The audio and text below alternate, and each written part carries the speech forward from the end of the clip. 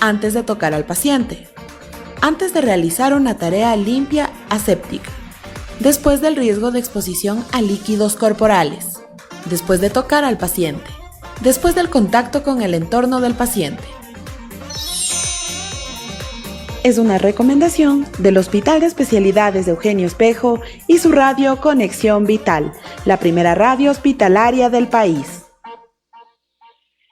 El uso de mascarilla es una muestra de tu responsabilidad. En todo el país, el uso de mascarilla es obligatorio.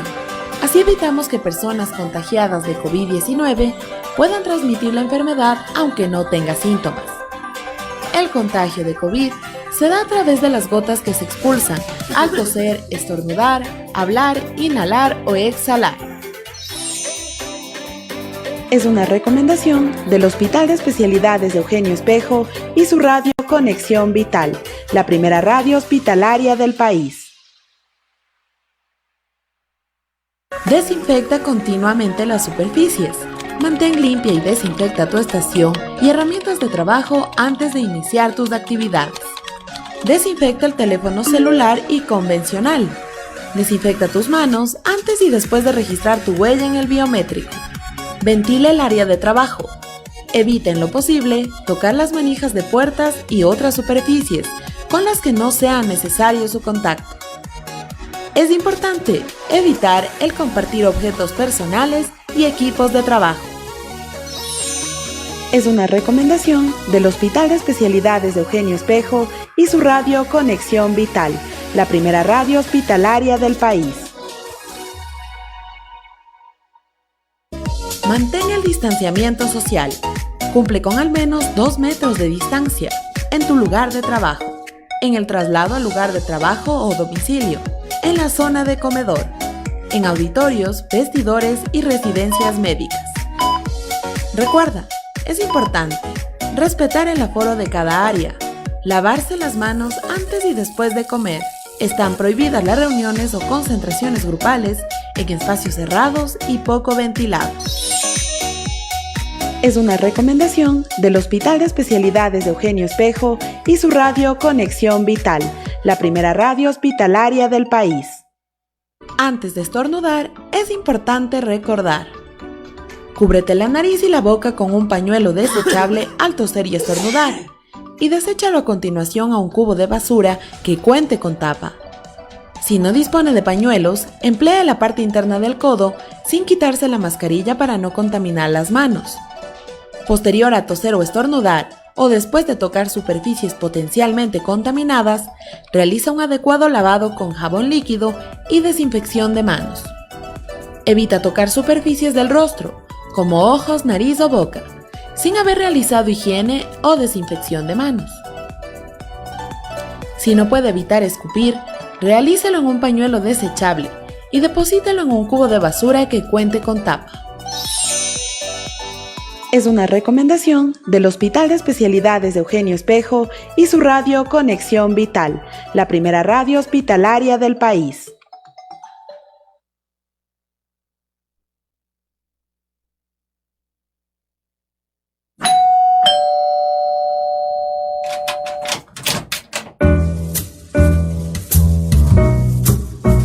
Otro invitado especial ha llegado a Cita Médica para contarnos la importancia de una vida sana por Conexión Vital. Bienvenidos.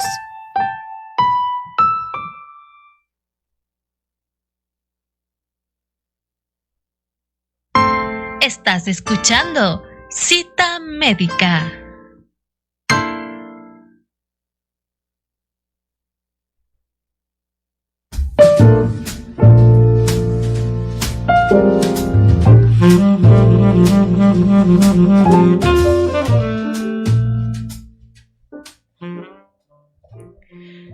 Iniciamos esta mañana con una nueva Cita Médica, el programa de salud de su radio Conexión Vital, la radio del Hospital de Especialidades de Eugenio Espejo. Siempre es un gusto poder llegar a ustedes con temas de salud para la educación de la comunidad. El día de hoy, 10 de marzo, se celebra o se conmemora el Día del Riñón. Y precisamente este año estamos hablando de este lema, salud renal para todos.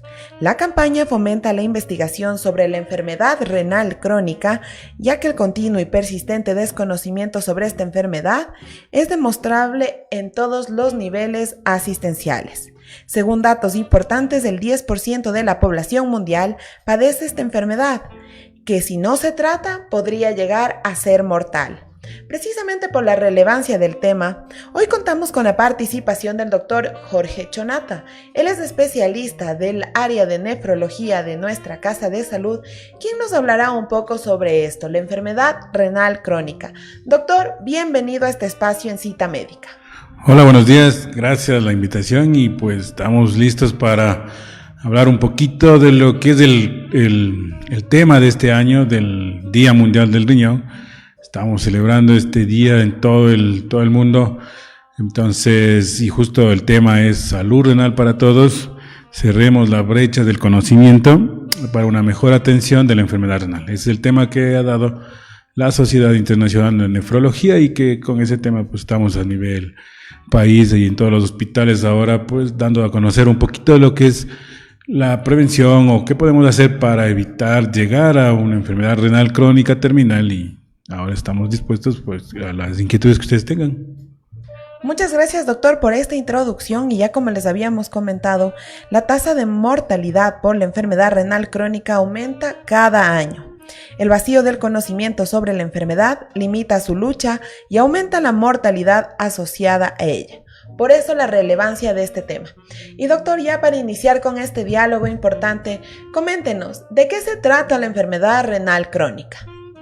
Bueno, la enfermedad renal crónica no solo hablamos cuando el paciente está en diálisis, sino todo su camino que lleva a tener a un paciente en diálisis.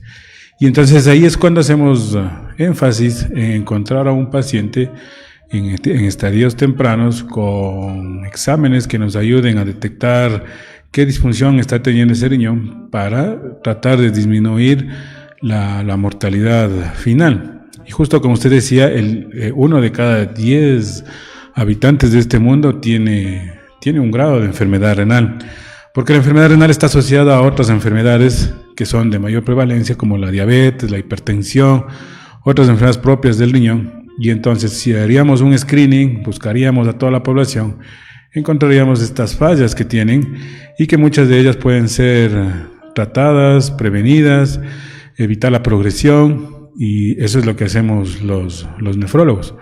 Por eso es importante estas campañas de tratar de encontrar esta población que está ahí sabemos que está ahí enclaustrada, pero que tenemos que encontrarla para poder dar una solución o prevenir o por lo menos orientarles cómo tienen que ir en los tratamientos. Además, este año también, pues además de que el trabajo que hacen los nefrólogos, nos enfocamos a los médicos generales, a los compañeros especialistas, cuando encuentren una de estas fallas, pues referir a un paciente al nefrólogo, tratar de dar nuestros conocimientos a toda esta población, a toda la comunidad médica, para que este paciente sea referido a tiempo y nosotros poder abordarle de una mejor manera en estadios tempranos y no en estadios tardíos. Ahora, doctor, precisamente por todo este índice de mortalidad que puede presentar la enfermedad, ¿cuáles son las principales implicaciones que tiene la enfermedad renal crónica? Bueno, además de lo que nosotros buscamos, que es disminuir la mortalidad y la morbilidad en el paciente renal, las implicaciones, los costos que tiene la enfermedad renal crónica para un sistema de salud es altísimo. Entonces también tratamos de que estos conocimientos lleguen a las autoridades y se interesen realmente en prevenir, que eso va a ser un menor costo que tratar a los pacientes que están en diálisis. Los costos para todos los sistemas de salud a nivel mundial son altos. El costo de los tratamientos, sea trasplante renal, sea diálisis, hemodiálisis o diálisis peritoneal, son altos para los gobiernos. Entonces, eso también queremos que las autoridades a nivel jerárquico superior, las autoridades de un gobierno, pues se interesen en lo que es prevención, programas de prevención, porque estas implicaciones que usted me está preguntando son también, además de carácter que afecta a la salud, pues son de carácter económico, y eso es lo que tratamos, de que esta brecha de conocimiento ahora llegue a las autoridades jerárquicas y que den alguna solución o nos apoyen con los diferentes programas que han sido planteados por las sociedades, por los servicios, para disminuir estos costos a nivel país. Esas son las implicaciones que tiene a nivel económico. Y a nivel de salud, pues evidentemente en algún momento va a llegar a ser muy importante. Pues, pensamos que en el 2040 la mortalidad va a ser la quinta causa de muerte a nivel mundial. Entonces, cada vez son más pacientes que tienen enfermedad renal y esto pues va a producir una tasa de mayor mortalidad en el futuro. Entonces tenemos que tratar de disminuir esta brecha que tenemos ahora. Ahora, doctor, precisamente cuando se trata de convocar a la gente para la reflexión adecuada sobre esta enfermedad, todas las implicaciones que puede tener, tanto como pacientes como para autoridades, toma de decisiones, entre otros aspectos, ¿cómo podemos hacer nosotros para tener cuidado, prevenir el desarrollo de esta enfermedad renal crónica? Me imagino que afecta quizá con más frecuencia a un grupo que a otro. ¿Cuáles serían estos grupos? Está identificado que el grupo de mayor impacto es el grupo de los pacientes diabéticos.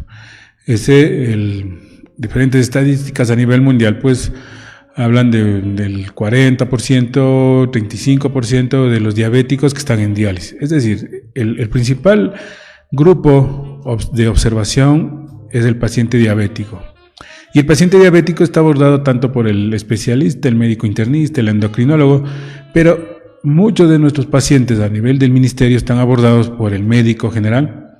Entonces, hemos hecho campañas, hay la guía de enfermedad renal crónica que fue dada hace unos 2 años o 3 años por el ministerio, en donde está claramente indicado lo que debe hacer el médico general, detectar los primeros signos en los exámenes que realizamos a la población, tratarlos cuando son estadios tempranos, tienen ahí en la guía pues los conocimientos necesarios para poder seguir, pero cuando avanzado la enfermedad pues es necesario referir a un nivel superior, sea segundo nivel, tercer nivel, para que sea abordado por el nefrólogo y de una mejor manera. Claro, el nefrólogo abordar a toda la población es difícil, porque primero existe un déficit de nefrólogos y el nefrólogo está siempre orientado al tercer nivel. El nefrólogo es muy raro que se encuentre en un segundo nivel, peor en un nivel básico como es un centro de salud, pero para eso hemos hecho estos conocimientos, brindarles a nuestros estudiantes desde el pregrado a los de posgrado, que tengan estas guías para poderse enviar o ser tratado el paciente de una mejor manera. Eso en cuanto al abordaje a los pacientes diabéticos. El segundo grupo de población a identificar son los pacientes hipertensos. Y los pacientes hipertensos, también la población es muy amplia y no solamente está visto por el médico cardiólogo, sino también tiene mucho que ver la atención primaria. Por lo tanto, creemos que la atención primaria para detectar las enfermedades renales es clave en el tratamiento de todo lo que queremos realizar como nefrología. Entonces, esa es la segunda población. Y una tercera población ya dividida, el restante de porcentaje, pues ya son específicamente pacientes con enfermedades renales, enfermedades propias del riñón o enfermedades autoinmunes que afectan al riñón, y que esas sí ya son, a pesar de que son un tamaño menor, ya en lo que es la enfermedad renal, en el tamaño, me hablo de la población, es menor, pero ya en el tamaño de la muestra del enfermo renal crónico es muy importante. Esas ya son vistas por el nefrólogo cuando nos refieren ya a nuestros compañeros, los especialistas del médico internista, el médico reumatólogo lo detecta estas patologías y nosotros los tratamos de abordar de la mejor manera. Entonces, en resumen, ¿cuál es el médico que más lo va a abordar? El médico general, el médico que está en el centro de salud, el médico que puede orientar a los pacientes de estos grupos vulnerables que los hablaba, de los principales, que son los diabéticos y los hipertensos, y ellos pueden pues acudir a las diferentes referencias a los hospitales de segundo o tercer nivel. Ahí es lo que enfocamos a esta población que usted me refería, que era que son lo que más la mayoría de pacientes tenemos. En este momento ya tenemos algunas consultas a través de nuestros canales de información Y nos están preguntando, precisamente haciendo relación a estos grupos poblacionales que los habíamos dicho que son más vulnerables a esta enfermedad. ¿Es posible que la medicación que reciben estos grupos también incida en el desarrollo de una enfermedad renal crónica? Sí, hay ciertas patologías que están relacionadas con el medicamento y sobre todo con la automedicación. Es decir, un médico bien formado va a evitar ciertos medicamentos que pueden causar daño directo del riñón. Hay excepciones, evidentemente, o por necesidad de medicamentos que hay que darlos sin que el médico quiera hacerle daño. Uno de los efectos secundarios, un efecto colateral, es justamente el daño que puede producir estos medicamentos. El médico trata de disminuirlo, pero se puede desarrollar. Pero sobre todo la población, en ocasiones, por diferentes motivos, no puede acudir al centro de salud porque está lejos, porque es difícil. Ustedes saben que el ministerio tiene muchos centros de salud y el ministerio está ahí listo para atenderlo, pero a veces las personas, por el tiempo, por el trabajo, en ocasiones pues decide automedicarse porque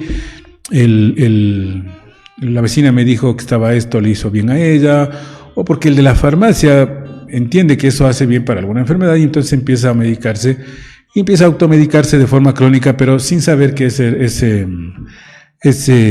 medicamento le está haciendo daño a su riñoncito. Entonces, por ahí tal vez el medicamento, como me decía, ¿qué medicamento me hace daño? Ciertos medicamentos sí lo hacen daño si es que no son controlados por un médico. Si está controlado por un médico y se le da por tiempos necesarios o cortos, no va a producir ningún daño a nivel de la salud renal. Pero si es que el paciente se automedica, evidentemente puede producir.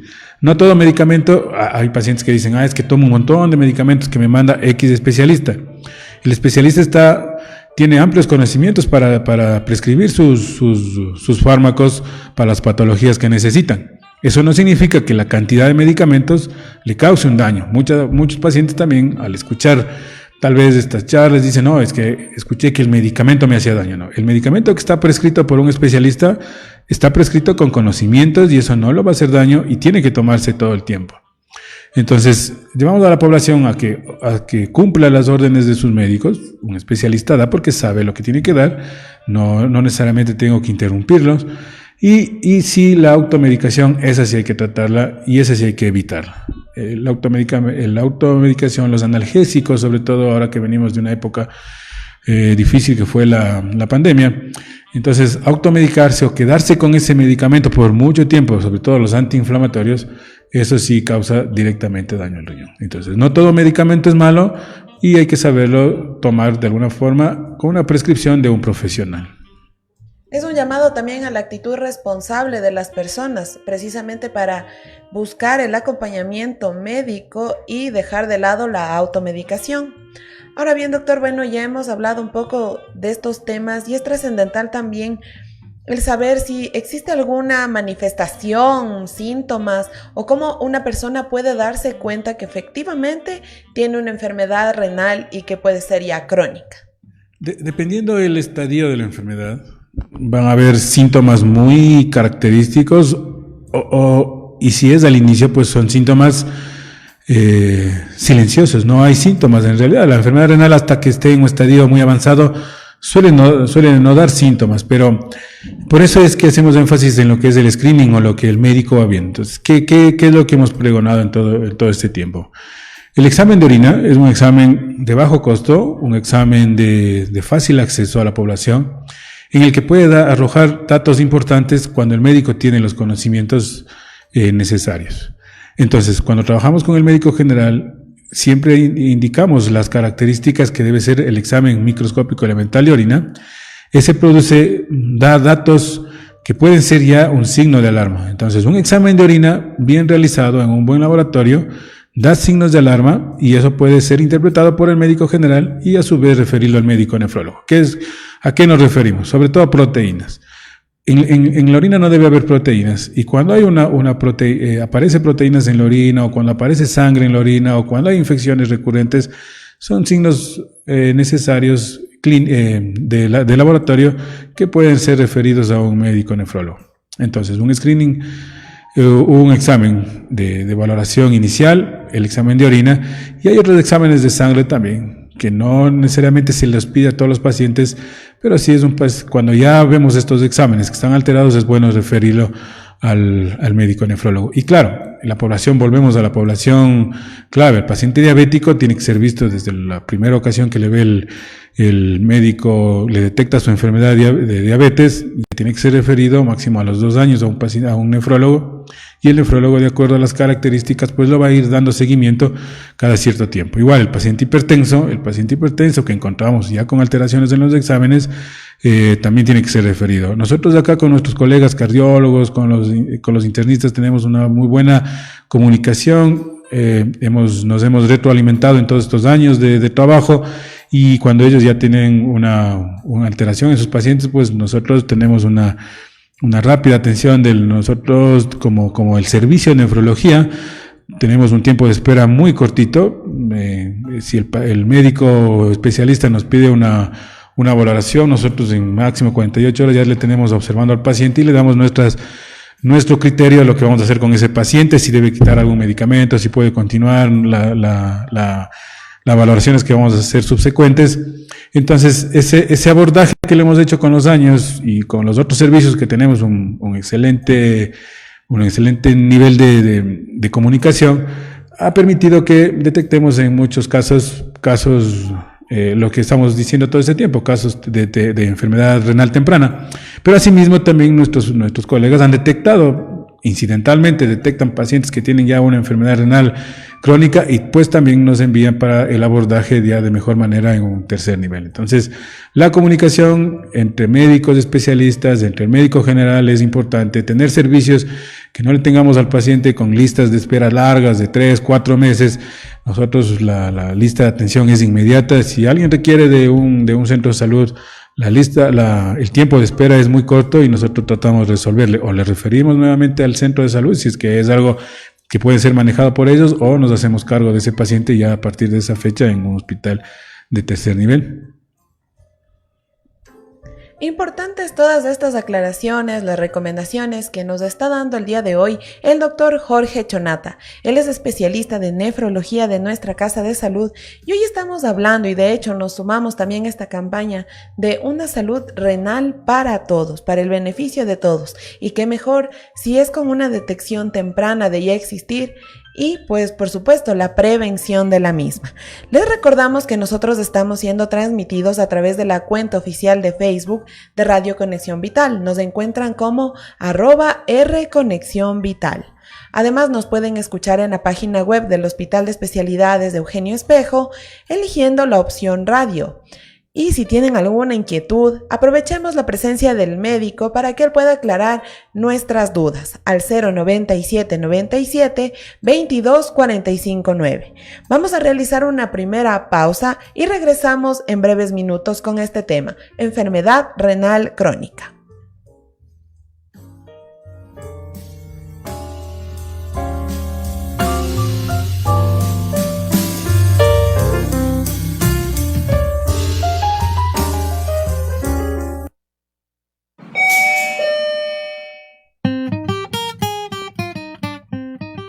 Regresamos con más de Cita Médica después de estos anuncios por Conexión Vital.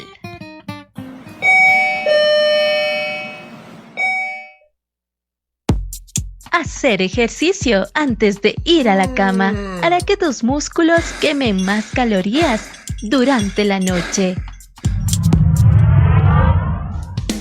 No lo olvides que este es un consejo de Conexión Vital, la radio del Hospital de Especialidades Eugenio Espejo.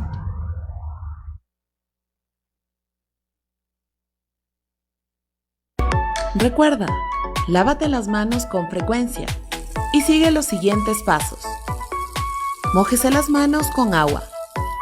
Deposita en la palma de la mano una cantidad de jabón suficiente para cubrir todas las superficies de las manos. Frótese las palmas de las manos entre sí. Frótese la palma de la mano derecha contra el dorso de la mano izquierda, entrelazando los dedos y viceversa. Frótese las palmas de las manos entre sí con los dedos entrelazados. Frótese el dorso de los dedos de una mano con la palma de la mano opuesta, agarrándose los dedos. Frótese con un movimiento de rotación el pulgar izquierdo, atrapándolo con la palma de la mano derecha y viceversa. Frótese la punta de los dedos de la mano derecha contra la palma de la mano izquierda, haciendo un movimiento de rotación y viceversa. Enjuáguese las manos con agua. Séquese con una toalla desechable. Sírvase de la toalla para cerrar el grifo. Sus manos ahora son seguras. Es importante realizar higiene de manos durante la colocación y retiro del equipo de protección personal. Es una recomendación del Hospital de Especialidades de Eugenio Espejo y su radio Conexión Vital, la primera radio hospitalaria del país.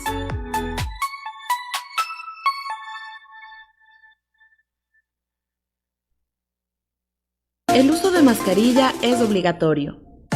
Lávate las manos antes y después de colocarte la mascarilla. Usa la mascarilla desde que sales de casa. Usa la mascarilla durante toda la jornada laboral. Evita tocar superficies del rostro, como ojos, nariz y boca. Cúbrete con el pliegue interno del codo o con paños descartables al toser o estornudar, aún usando la mascarilla. Considera el tiempo de uso de las mascarillas. Desecha la mascarilla usada en una funda para evitar contaminaciones. Recuerda, el uso de la mascarilla es personal. La mascarilla debe cubrir boca y nariz hasta la barbilla. Es una recomendación del Hospital de Especialidades de Eugenio Espejo y su radio Conexión Vital, la primera radio hospitalaria del país.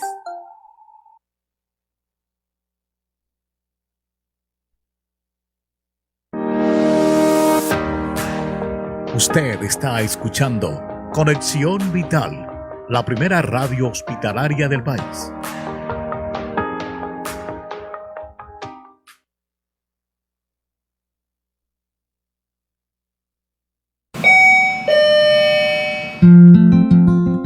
Estamos de vuelta con más de Cita Médica por Conexión Vital.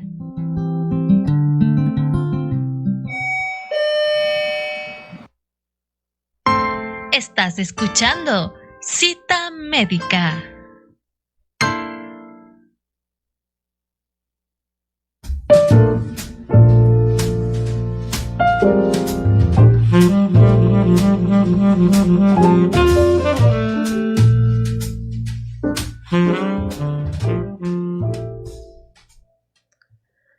Gracias por continuar en nuestra sintonía. El día de hoy contamos con la participación del doctor Jorge Chonata, especialista de nefrología. Con él estamos hablando sobre la enfermedad renal crónica.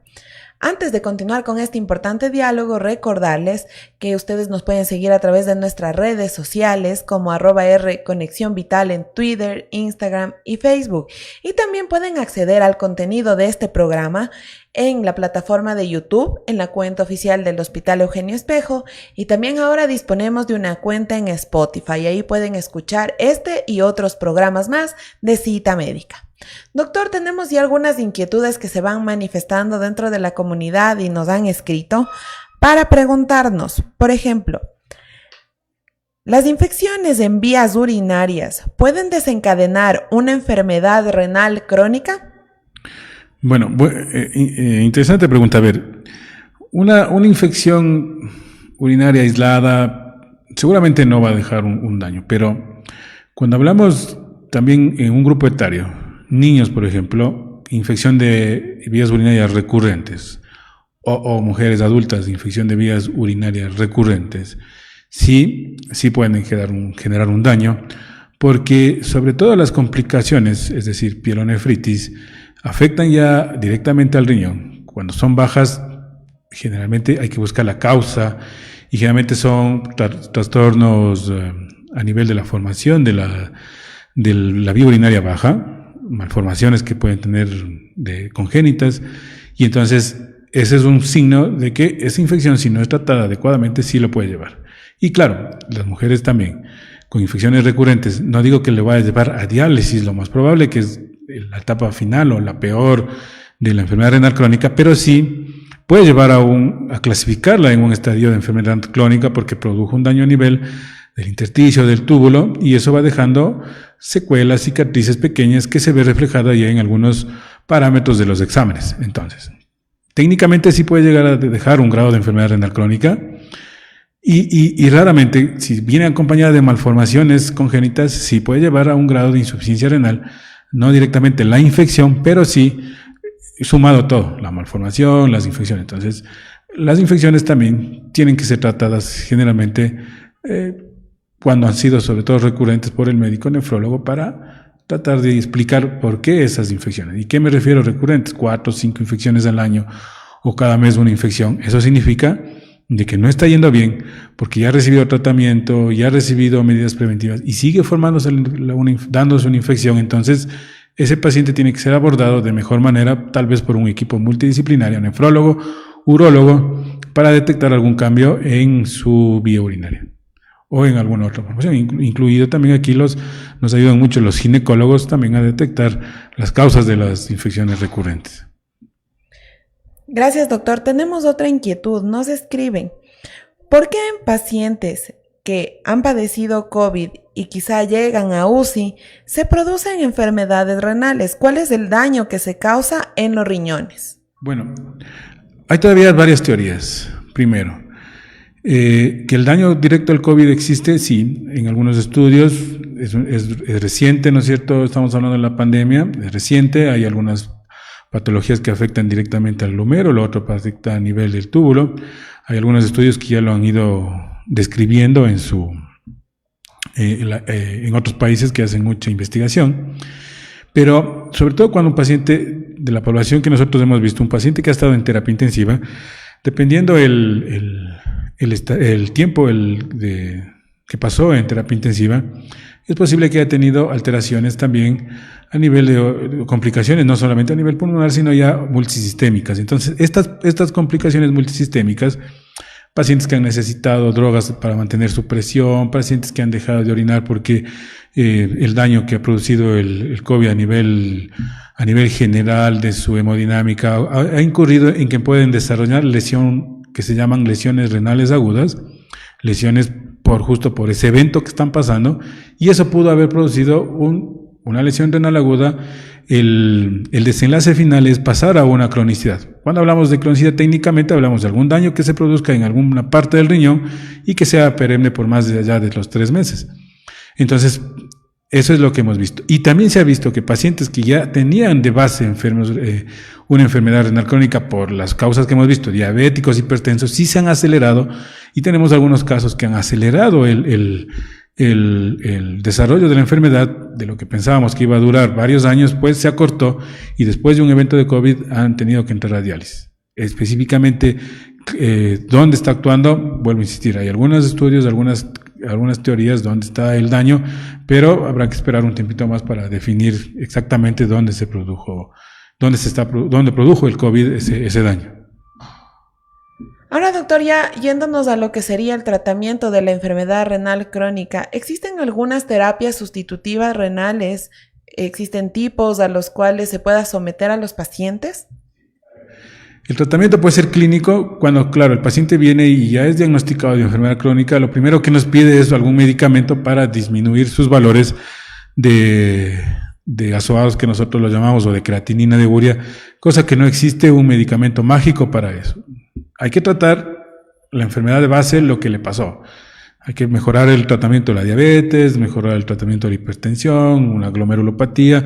Hay que tratar de base eso. Pero si ha avanzado la enfermedad, es decir, si ya menos del 8% del riñón está funcionando, ya no está eliminando toxinas, el paciente empieza a quedarse ya no orina demasiado, la diuresis empieza a disminuir. La diuresis me refiero a que disminuye los volúmenes urinarios, el paciente empieza a estar edematizado, hinchado. Esas características hacen que debemos ya indicar, lo que usted me preguntaba, una terapia de sustitución.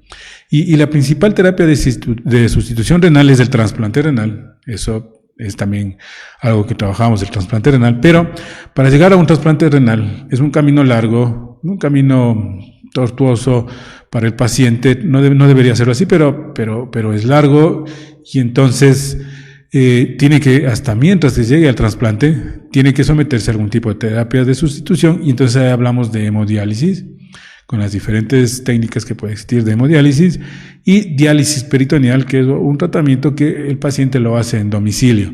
Se necesitan ciertas características sociales, físicas del paciente para ir a uno u otro grado de terapia, y eso pues cuando el paciente ingresa al hospital, hacemos los estudios sociales, hacemos los estudios del mismo paciente, cómo se comporta, y se decide a qué tipo de terapia va. Y mientras está en ese tipo de terapia, de las dos que le acabo de decir, peritoneal o hemodiálisis, sigue haciendo sus estudios, y en una cantidad de meses se puede trasplantar, dependiendo también la etiología. No todos los pacientes son susceptibles de trasplante, hay algunas excepciones, pero la mayoría de pacientes son beneficiarios de un trasplante. Entonces, ya como servicio trabajamos también en que la mejor terapia es el trasplante, hay que hacerlo ese trasplante en algún momento, pero hasta mientras se mantiene en un tipo de terapia que es hemodiálisis o diálisis peritoneal. Y en el caso de estos pacientes que están sometidos a este tipo de terapias sustitutivas, podemos hablar quizá de una expectativa de vida o cómo es su calidad de vida, de hecho.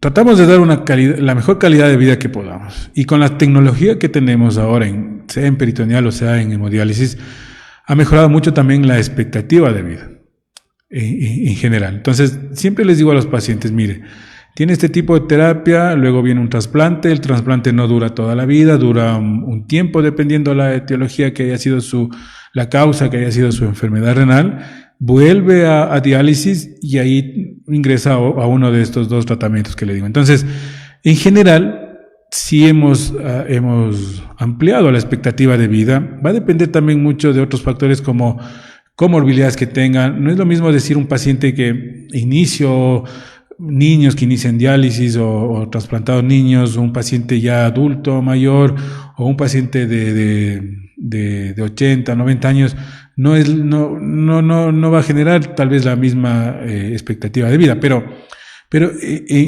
globalmente sí la expectativa de vida pasa más allá de los 20 años seguramente en un paciente, y vuelvo a insistir, no es un número fijo, porque la expectativa de vida en un niño tiene que ser más amplia, y la expectativa de vida tal vez en un paciente adulto, por su edad misma, por sus comorbilidades, no va a ser la misma de los 20 años. Entonces, hablo un término intermedio, porque la diálisis también ha cambiado muchísimo. La diálisis de hace 20 años es diferente a la diálisis actual.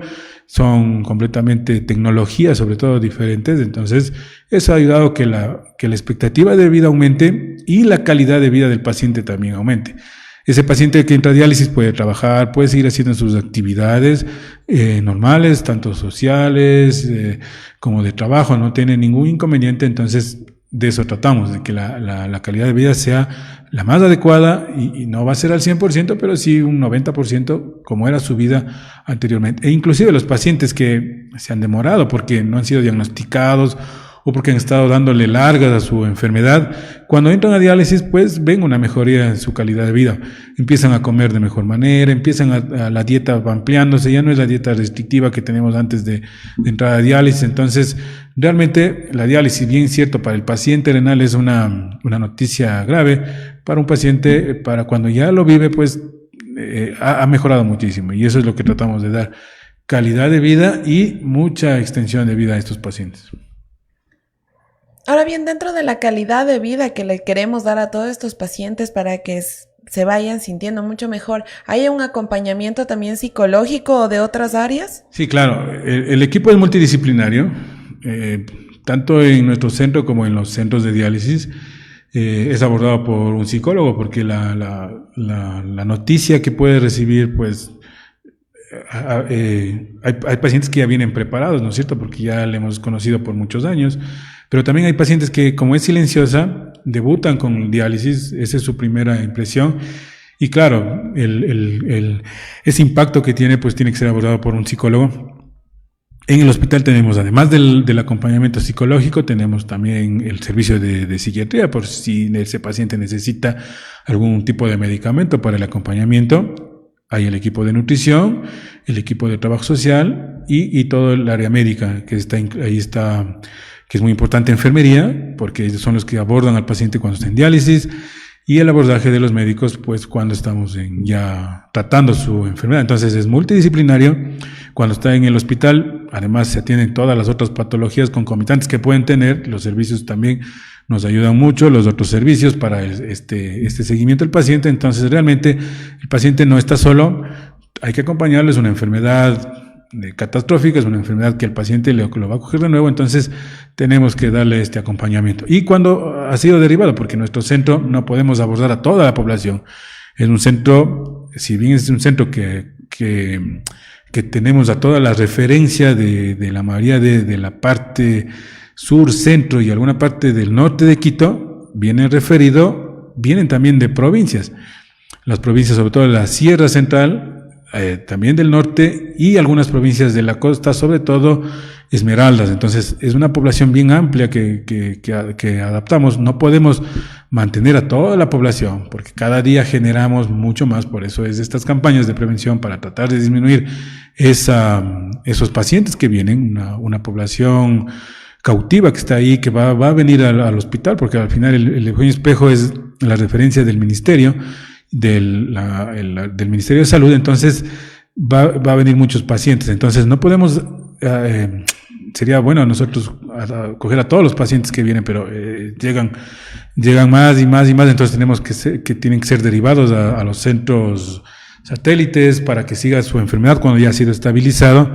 Igual el ministerio se encarga de mantener que esos centros de diálisis que han sido derivados mantengan también el equipo multidisciplinario que estamos hablando, hacen los controles. Nosotros cada cierto tiempo llamamos a estos pacientes a vigilar cómo están los tratamientos y hacemos ese seguimiento integral. Tenemos otra inquietud que nos envían. Habíamos ya hablado de estos grupos que pueden resultar más vulnerables, pero nos preguntan si quizá existe un factor hereditario, es decir, si mi madre enfrentó una enfermedad renal crónica, ¿puede ser que yo también la padezca? ¿Y cómo podría prevenirla? Bueno, hay solamente hereditarias, hay un grupo muy pequeño realmente de enfermedades hereditarias que lleven. Es decir, si mi mamá no fue diagnosticada con unas de estos síndromes, no voy a desarrollar, ¿no? Vuelvo a insistir, del tamaño del pastel de todos los pacientes crónicos, las hereditarias es muy pequeño. Entonces, pero las otras comorbilidades, si yo tengo una familia que tiene una tendencia a ser diabéticos, y yo no me cuido, y yo no cambio mis hábitos de vida, entonces esa carga que yo tengo de mi paciente, de mi papá, de mi mamá, que fueron diabéticos, sí la puedo desarrollar. No necesariamente es un cumplimiento, porque hay pacientes que no tienen antecedentes de diabetes, la mamá, el papá, pero sí desarrolla por los cambios. Entonces, lo que quiero decir es que las enfermedades hereditarias son muy bajas, y dependiendo de la patología que haya sido diagnosticado el familiar, sí tendría que ser un seguimiento. Entonces, hay algunas enfermedades, vamos a hablar síndrome de Alport-Fabry, que son enfermedades raras, muy infrecuentes. Entonces, esas sí tengo que hacer un seguimiento con un consejo genético a mis hijos, a mis nietos, seguramente que les voy a heredar, pero muy raro. Entonces, cuando hablamos en general de este grupo, no, sí tenemos más situaciones de riesgo, si es que yo tengo un papá hipertenso, si yo tengo una mamá diabética, pero no significa eso que yo vaya a tener enfermedad renal. Y por último, pues eso, hay que identificar qué enfermedad fue la hereditaria, nada más. Ahora, doctor, bueno, la idea también del diálogo y por supuesto de esta campaña que nos motiva a la salud renal para todos, tiene un enfoque también preventivo. Entonces, ¿cuáles serían las principales orientaciones que usted, que es el profesional, le puede brindar a la comunidad en general para que tomemos conciencia y podamos prevenir? Porque se puede hacer.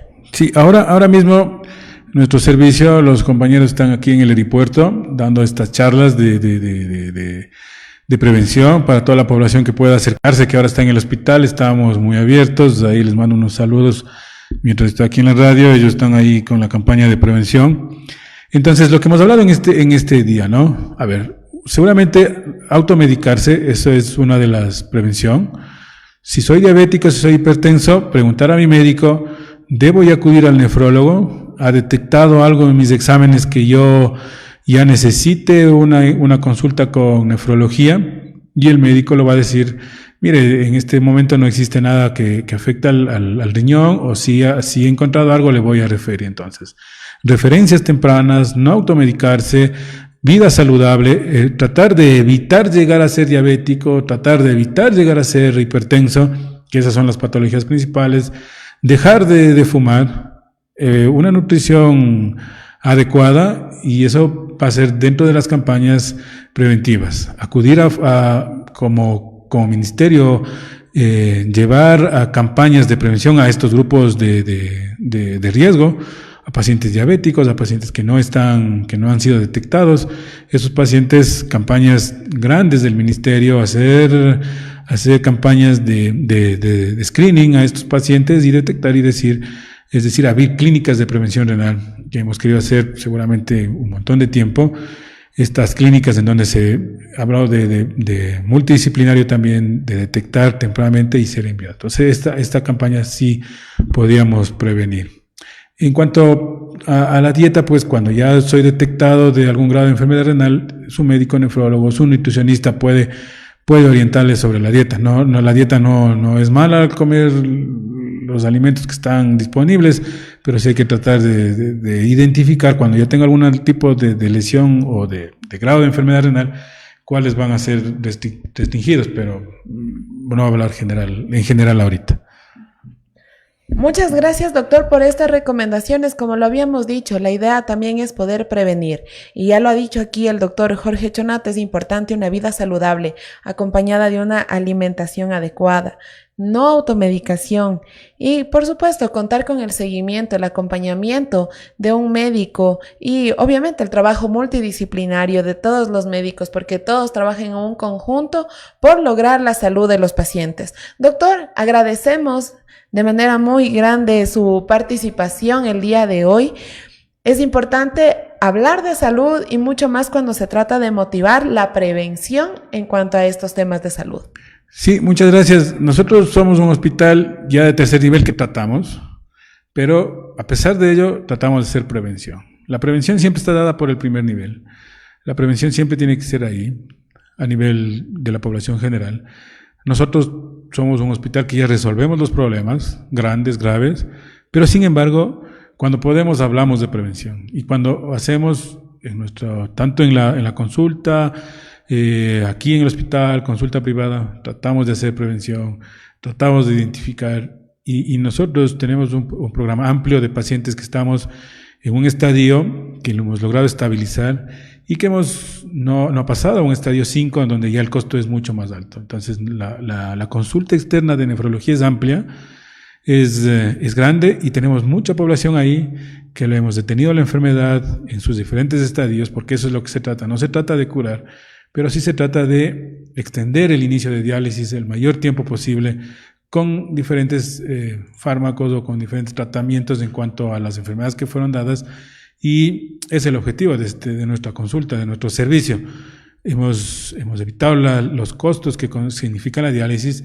Sin embargo, mucha población, como en algún momento dije, al ser de tercer nivel, ya nos viene en estadio final, cuando ya tenemos que hacer diálisis.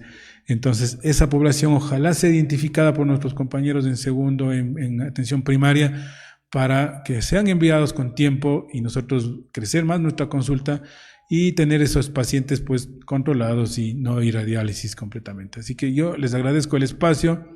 Espero que sigamos conmemorando pues el Día del Riñón, que sigan la población interesándose. Estamos con charlas, estamos tratando de identificar ahí a la población no enferma, sino a los que vienen, a los pacientes, a los que les acompañan a los pacientes, ¿no es cierto? Estamos midiendo, pues, es un día de celebración ahí para nuestro servicio, así que estamos listos para cualquier información, y si si alguien está escuchando y quiere venir a estas charlas, pues estamos ahí todo el día en el aeropuerto. Muchas gracias por la invitación a Conexión Vital y siempre pues dispuestos cuando ustedes nos llamen. Muchas gracias. Gracias, doctor, por su participación, por su afán de colaboración, porque por supuesto lo que queremos es llegar con temas de salud a nuestra comunidad. Y de paso hacer un saludo y un agradecimiento a todo el servicio de nefrología. Y una felicitación, por supuesto, por el arduo trabajo que ustedes realizan en el día a día por nuestros pacientes. Sumados a estos agradecimientos, queremos también agradecer a las personas que se han conectado con nosotros. Tenemos un saludo de Betty Villasís. Ella nos dice, agradecida con nuestro médico por esa gran ayuda y a todo el equipo disciplinario de nuestro querido Hospital Eugenio Espejo. Muchas gracias a todos ustedes. Saluda a doña Betty, está en España. Muchas gracias por sintonizarnos desde allí, por estar al pendiente y por supuesto de todos nuestros programas de salud. Adicionalmente, se han conectado con nosotros Rafita Arcos, Ricardo Buri, Patti Pazmiño, Mayra Redroban, también nos acompañó Mayra Pazmiño, Alejandra Roballo, Isra Barona, Marcia Guisado, Gabriela Cobo, Miriam García, nuestras especialistas del área de nefrología. También estuvo con nosotros Camila Pazmiño, Fernando Zambrano y muchas otras personas. Gracias por conectarse con nosotros a través de su programa Cita Médica. Reiteramos el agradecimiento al doctor y les invitamos para el próximo día lunes a un nuevo programa. Hablaremos sobre glaucomas. Muchas gracias del día de hoy. Se despiden en el control técnico Michelle Lara y en la conducción Jessica Pazmiño. Hasta una nueva cita médica. Un buen día para todos. Gracias.